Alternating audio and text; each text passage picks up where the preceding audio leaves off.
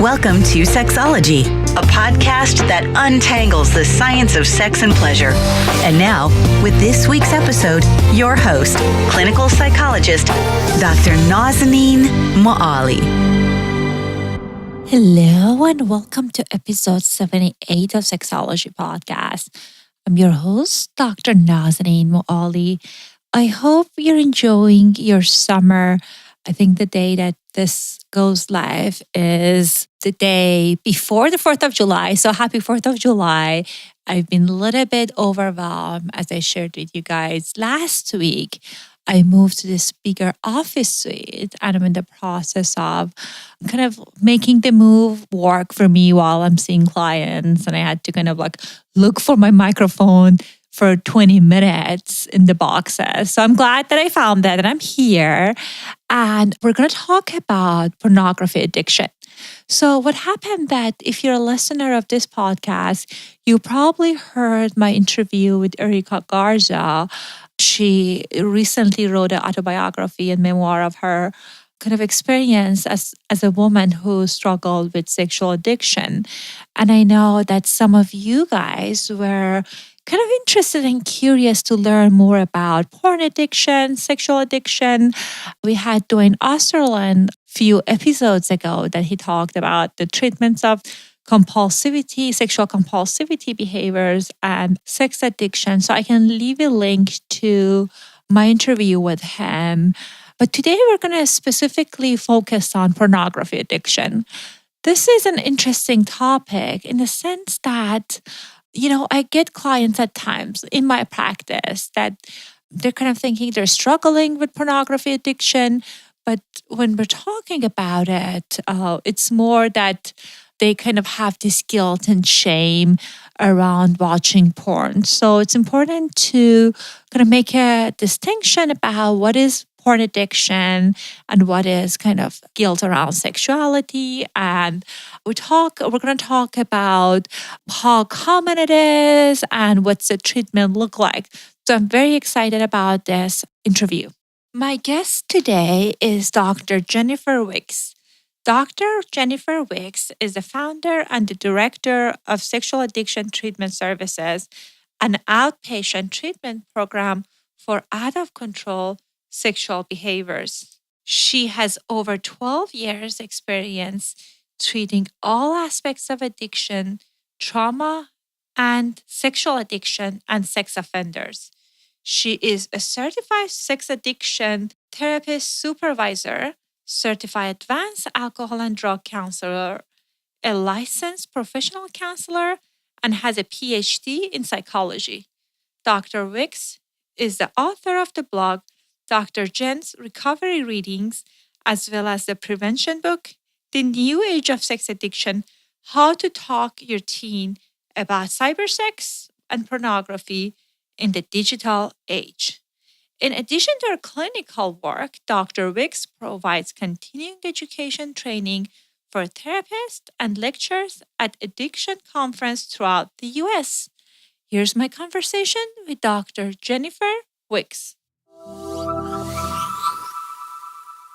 Welcome back to another episode of Sexology Podcast. I am so excited to have Dr. Jennifer Weeks in our show today. Dr. Jennifer, welcome to our show.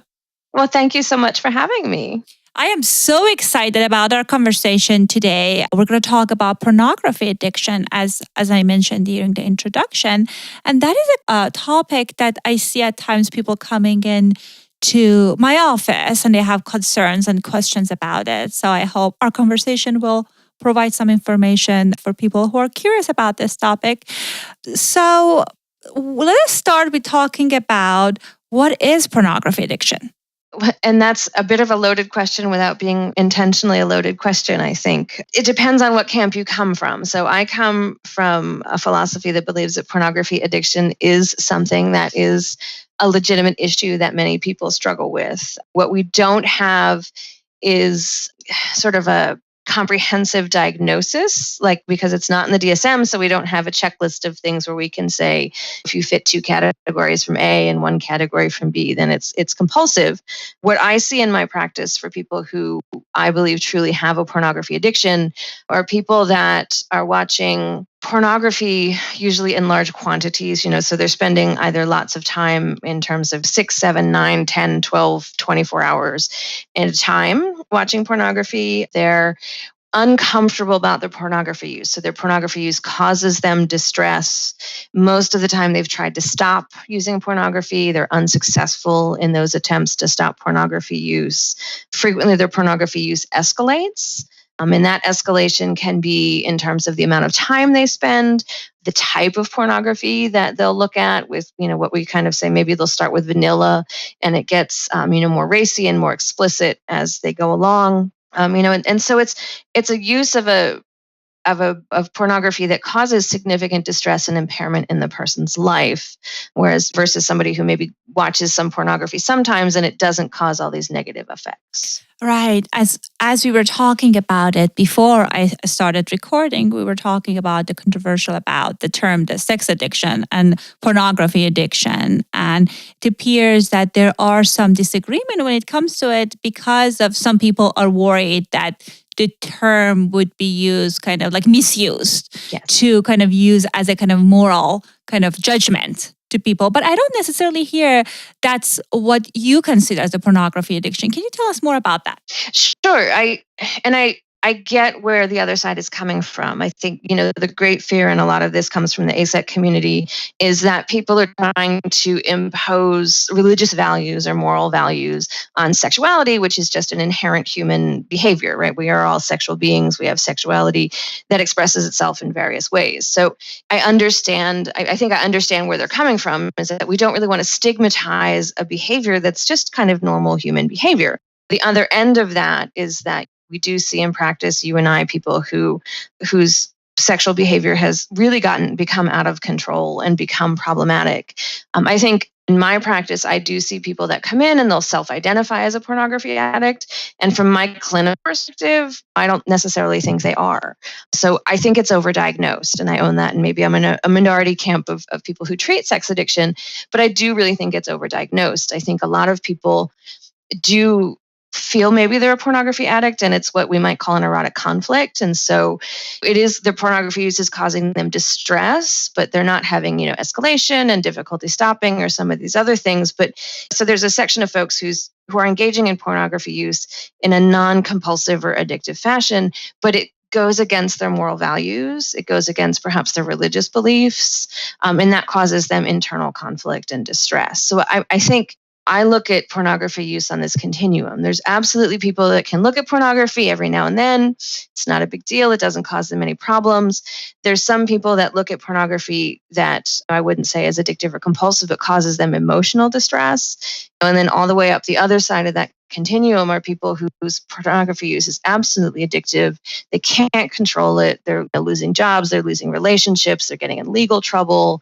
So there's this, in my brain, this continuum of use versus this black and white, you're an addict, you're not an addict. Right. I hope that makes sense. Yeah, absolutely. And I agree with you about the kind of when people are self-diagnosing themselves, at times that's not an accurate label. I had another client said that he was coming in because he was worried that he had pornography addiction. And when we got to the kind of criteria, talked about it, it seems like there was some value discrepancy between him and his wife about like what is the okay amount of use. And so when we talked about it, he was using it like 10 minutes, 20 minutes per week. And we talked about like he was watching the same kind of material, so there was no escalation. And I understand, as you said, it can be distressing, and I'm not undermining kind of people's values, but in those situations, because we're overexposed to this term in media, people might kind of feel that, oh my God, what's wrong with me? Maybe there's an addiction, while when it's like kind of a discrepancy in their values. Right. Absolutely. And I think when people come in who, I might say, okay, this is an erotic conflict. The way I look at things, I'm not a big label person. So it's not necessarily my place to say, no, you're not a sex addict or you're not a pornography addict. And that's wrong, but is to just really help them work out whatever the underlying issue is. And is that a relationship discrepancy? Is that erotic conflict or their own value discrepancy? If they identify as an addict and they go to a 12-step program and it helps them, I think it would be more harmful to me to be like, oh, you're really not a pornography addict, because they're getting support and they're getting the help that they need. So when I often say to my colleagues when we have these discussions about, is pornography addiction real? Is it not real? I think what that does is really does more harm to the clients than it does to anybody else, because we're having maybe these academic discussions about, is there enough data to suggest that the dopamine system is altered during pornography use, when really people are just engaging in behaviors and it's troublesome to them and we need to help them. And if they hear all of this stuff and say, oh, well, that's not real, that can cause even more distress for them. And so ultimately, I try to sort of make this distinction between this academic discussion we're having versus just what's the boots on the ground? What do people need who are coming into your office distressed about what's going on? Exactly. And you're right. So for those of our listeners that are not aware of, like ASAC, it was this conference that for sexual educators, sex therapists, people from clinicians and sex educators that were interested in these topics. And we just attended the conference. We just got back from the conference. And back to your point about academic discussion, I was in one of the sessions and they were talking about how, like, few decades ago when they were talking about sexual addiction, maybe they were thinking about wrong part of the brain. This is not exactly where it gets light up, so maybe that's not real. So you're right. So, I mean, when people are stressed out and they're in distress or coming into our offices, it really doesn't matter if which part of the brain gets activated. They need support. It's something that's impacting their quality of their lives. Absolutely. And I see the addiction, like definitely I work at treatment centers around gambling addiction, alcohol addiction. All of these things are real. So I'm thinking, well, sex is a powerful kind of escape. Yes. So it totally makes sense that people can rely on it and over-rely on it as a coping mechanism. Absolutely. And I think I just, at that ASEC conference you mentioned we were just at, I went to a talk by a wonderful sex educator, Midori, and, she talked about the thought squirrels, right? And the thing we all have a lot of us have in our brain where we're just like constantly thinking and churning and anxiety and worry, and how sex is such a powerful thing to turn off those thought squirrels. So I think that's part of why it can become so problematic for some people, is because sexual behavior, orgasm, is such a potent reward. It has to be, because that's survival of our species. But it's so potent that we can come to rely on that to quiet the brain or try to do whatever it is we're trying to get from that experience, whether it's regulating affect or trying to quiet those thought squirrels, as she calls them. But it's a very powerful force. Right. And definitely helps with regulation of the mood. It can kind of like take you away from all the stress and all the struggles that you have. So again, I can totally understand that at times people that might not necessarily find other things rewarding or helpful to kind of like use it as their main coping mechanism. So one of the things that you talked about that was very interesting was about kind of escalation of the thing specifically around pornography. Can you elaborate more on that? Absolutely. And I see this in my practice maybe more than some other people do who work with pornography addiction, because one of my specialties actually is working with cyber sex offenders. And so people get arrested frequently for looking at child pornography. And there's a myth that child pornography is hard to find, and child pornography is as easy as one click down the road on the internet. So some people can go there. So I've had clients, and when we get people in who are arrested for these things, we do all kinds of testing. And so we have people, and we know from the data that there are some people who start looking at pornography, and just maybe an alcoholic starts out having a couple drinks after dinner. You do that enough, you don't get the effect, and then you have to bump it up. And so for some people, they find that escalation in the type of content that they're looking at. So maybe it'll start with some kind of mild heterosexual sex without any kind of violence or kink or anything. And so sometimes that escalation can just be in the types of pornography, looking for the more taboo, because you become desensitized to everything else. So I'm looking at this for 2 weeks, 3 weeks, 6 weeks. That's boring. That's not giving me that dopamine hit. It's not quieting my thought squirrels. I need something else. So I bump it up.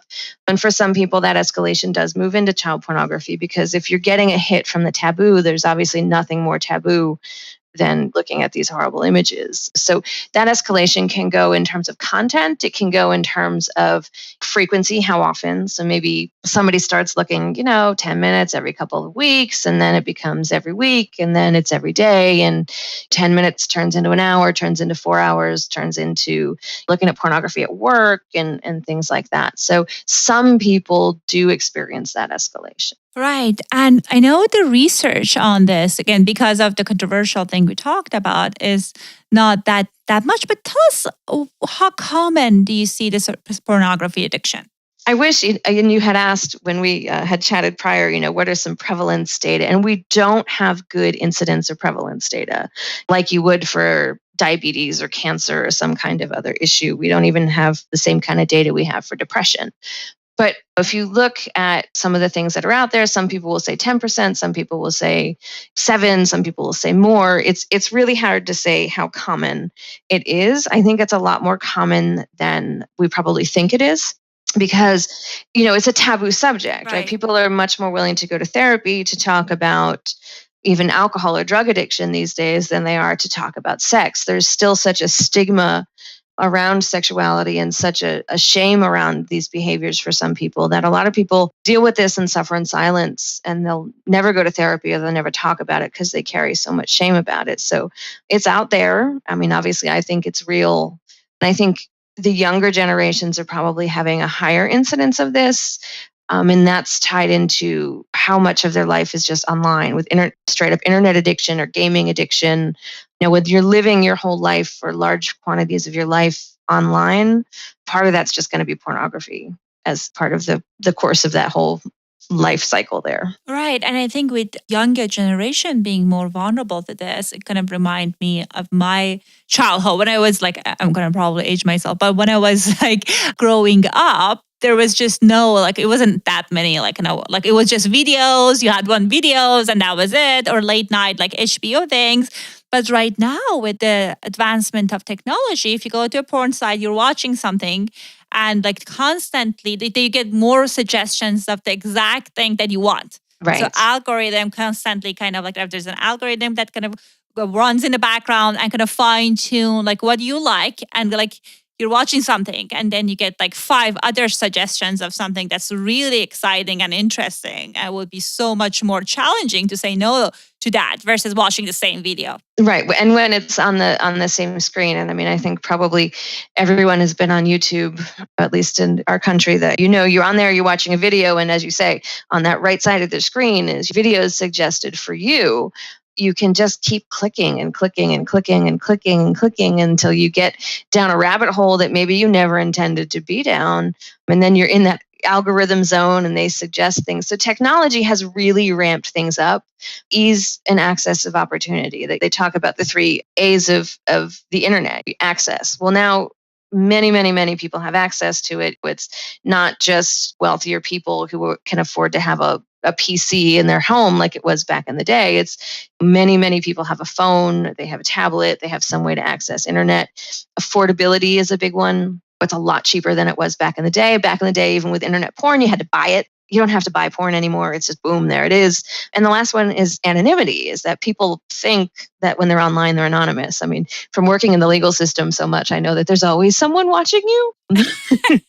But if I had to go 20, 25 years ago to the adult bookstore and go into the back and pick up that magazine and walk up and look at somebody in the face while I purchased it, that inhibited a lot of people, I think. Whereas now I'm just boom on my phone, click, click. There's an anonymity to it that does allow us to go places we maybe wouldn't have pre this huge technology wave we have. Right. And you're right, with kind of being anonymous online and being able to kind of purchase whatever you want to purchase without people knowing can reduce the barriers. And yes, especially with all the variety of things that are online. So I think that can cause some problems to people who are vulnerable to that.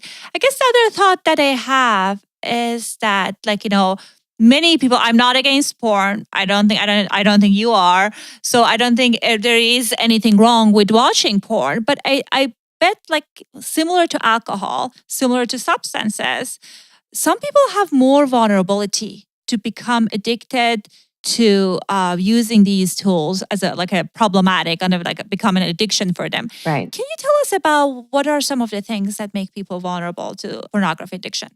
So again, because the funding issues, we just don't have enough of that research. And so what I always think of if I look at my client base is the adverse childhood experiences research that has come out. And what we know is that the more adverse childhood experiences a child is exposed to, the more vulnerable they are, not only to physical illness in the future, but also addiction. So I think a lot of the folks that I see, some have a trauma history, whether that be physical abuse, emotional abuse, sexual abuse. Some folks have mental health disorders that they're self-medicating, depression. There is some data out there that shows that there's a correlation between people who struggle with pornography addiction and have ADHD, diagnosed with ADHD. And for some folks, it's a social isolation piece, right? If I've got some social anxiety or some issues interacting with people live face-to-face, that anonymity of the internet makes it easier for people to connect, which can be a really great and amazing and awesome, wonderful thing, but it also can have a little shadow side to that too. So I think I see everything. When I first started doing this work many moons ago, it wasn't so many younger clients and it was a lot more older clients. And I was seeing more of that traditional histories of abuse, histories of neglect. With the kids that are coming in, you're not necessarily getting those histories. And it's just this sort of normalization of living your life online. So I see a lot more younger people who don't have any of that sort of traumatic history that we would tend to think, oh, there must be a trauma or something. So I do think some of that is age differentiated, although I don't have any data on that. Right. And I think with younger population, I think big part of it honestly being exposed to kind of like material that are not age appropriate. Right. I remember in one of the sessions, they were saying the age is like 12, 13, something that they've like many kids already been exposed to the pornography. And again, not necessarily vanilla kind of porn. It was just like some like aggression. There are a number of different things that was going on. And just like most parents have some kind of control, like a parental control on their computer, but they're like teens at times, they're very savvy and they're able to kind of figure out a way to watch what they want to watch. So what are the recommendations you have for the parents to help their teens with kind of media literacy, porn literacy?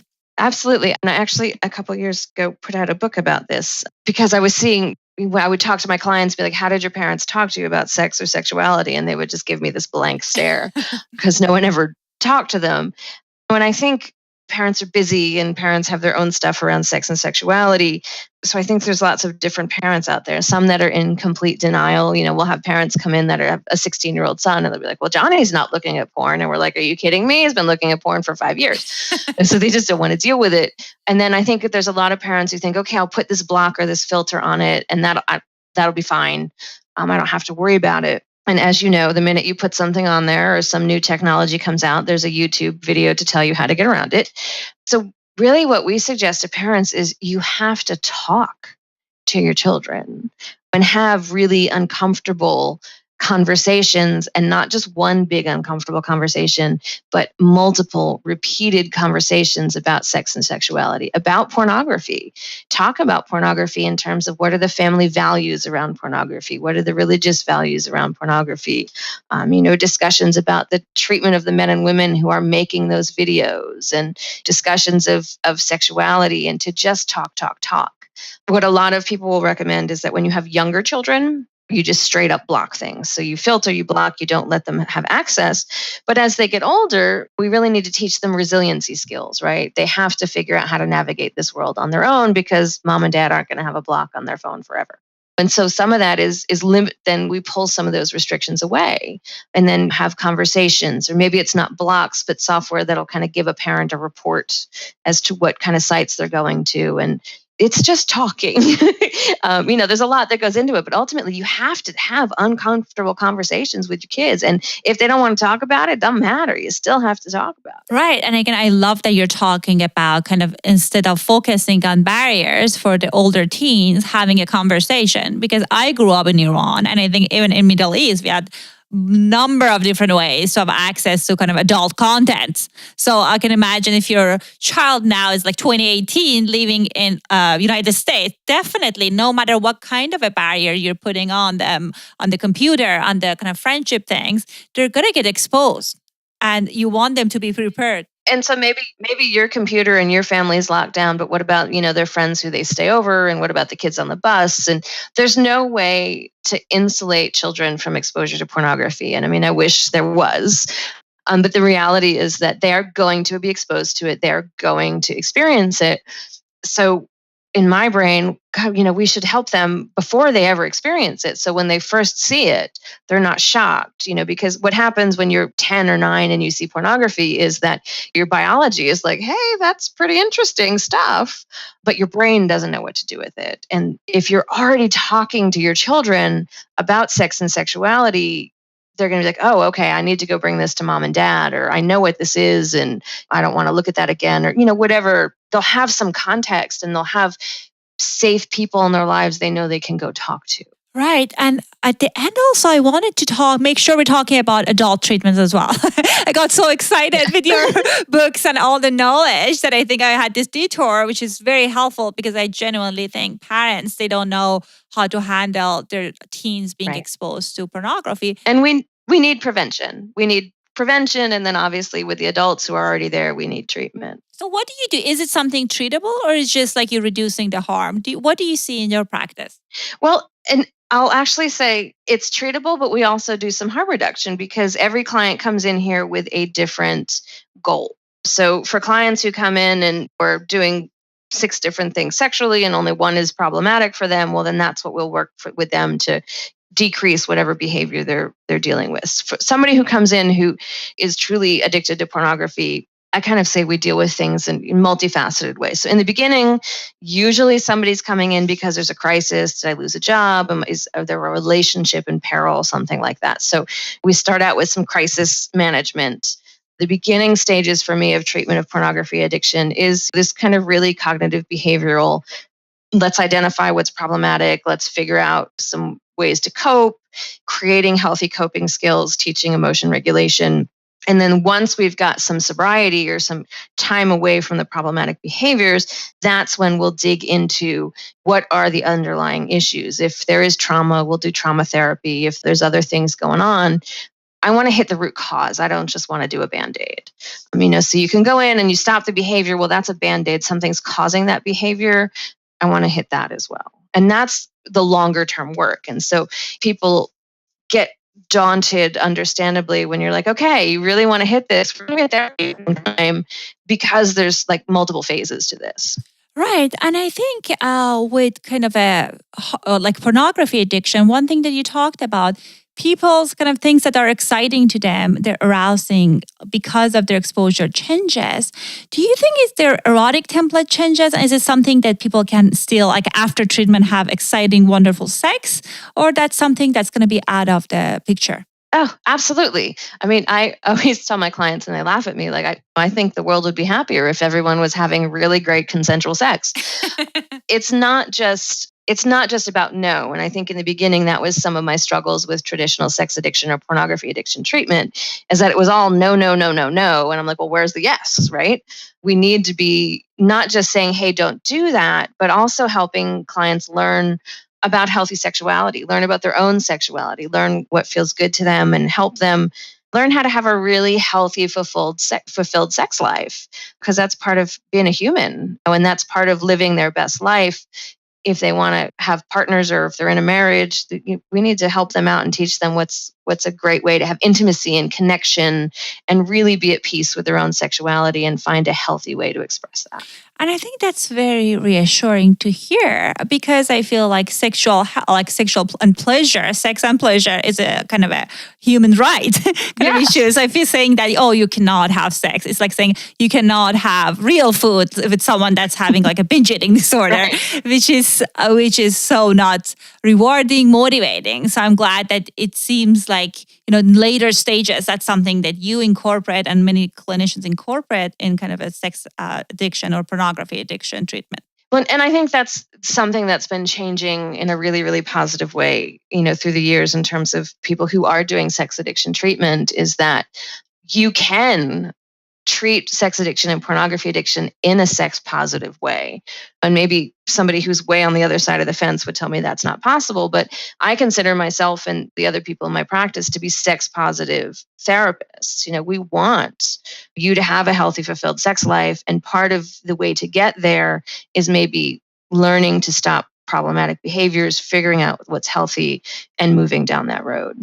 And I, similar to you, I'm very passionate about this topic, so I can go on and on. I want to make sure that I'm mindful of the time. So tell us a little bit about, if our listeners want to get a hold of your materials, you have a book, I know you have a treatment facility. How can they go about that? Sure. I am the owner of a private practice called Sexual Addiction Treatment Services. We have offices in Eastern Pennsylvania. So we have one office which is outside of Philadelphia in Plymouth Meeting, and one office which is about 50 miles north in the Lehigh Valley in Bethlehem, Pennsylvania. So the website is sexualaddictiontreatmentservices.com. When the mood strikes me, write about these topics on my blog, which is Dr. Jen's Recovery Readings. And so that you can find me there. The book I wrote, I think it was 2 years ago now it came out, is called The New Age of Sex Education. How to talk to it's a long title and I'm going to mess it up, but how to talk to your parents about, or your children about pornography and cybersex in the digital age. And that's on Amazon. So if you go on Google or on Amazon and just search The New Age of Sex Education, I should come up. Awesome. And you guys, if you're interested, I leave all this information in the show notes. You can just go about navigating there. I'm finding those website there. Dr. Jennifer, thank you so much for your time. This was a wonderful and helpful conversation. Well, thank you so much for having me. I feel like you and I could probably talk about this for hours. Hopefully in future sessions. Thank you again. Thank you so much. Thank you so much for listening to this interview. And as I shared with you before, I was just kind of hesitant to kind of talk about pornography because, as you know, people at times have very strong emotions and reaction to this topic. And I know it is a loaded subject. As you know, opponent of it, pornography kind of think it ruins the marriages. It causes lots of issue, like changes an erotic template, and people who are kind of like proponents of that, kind of like watching porn to talk about erotica. It can improve your sexual lives. It increases excitement. And as you know, like any other thing in life, there is not necessarily either or situation. Some people are able to use porn without having an issue with it. And some people kind of like drinking, they're not able to do it in moderation. So I hope this conversation gave you some better understanding of what is pornography addiction and where to get help if that's something that you're struggling with. At the end also, I wanted to remind you, please don't forget to send me your questions. I want to make sure I'm talking about the things that are important for you. So if there's something around your sex life that you want to learn more about or you have question about, you can record your voice in my website or you can send me an email, drmoali@sexologypodcast.com. I'll do my best to kind of like express like all of the concerns that you have and to protect your confidentiality. So if you write me your names, I wouldn't out you unless you want me to kind of mention your name. Anyhow, I'll talk to you later. Have a great 4th of July. Thanks for listening to the Sexology Podcast. For more great content, visit www.sexologypodcast.com. Please be advised that information presented on this podcast is not a substitute for seeking help from a licensed mental health provider.